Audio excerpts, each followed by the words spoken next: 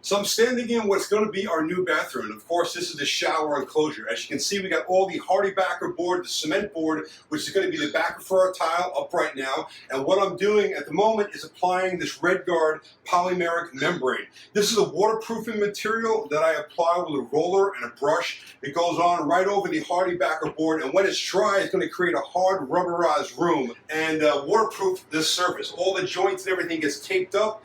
We get them all sealed up nice, a couple of coats on the joints, and then of course on the walls we roll it out. Once this thing is all said and done, it's going to create a really nice surface for the tile mastic to stick to, and waterproof membrane behind that, which creates a vapor barrier. Now the vapor barrier is important because if any moisture gets past the tile and past the grout, you don't want it to get through this hardy board and into your structure and rot the wood.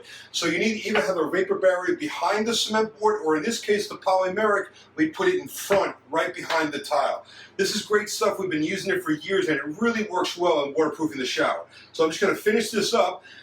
Before I close with you guys, I'll show you, as you can see, it goes on pink. When we're first rolling this stuff on, it applies as pink, but as it dries, it'll turn completely red like the rest of this wall, and that's when you know it's dry and you're ready to start tiling. So we're almost done. We'll let this stuff set up and we'll get to the tile.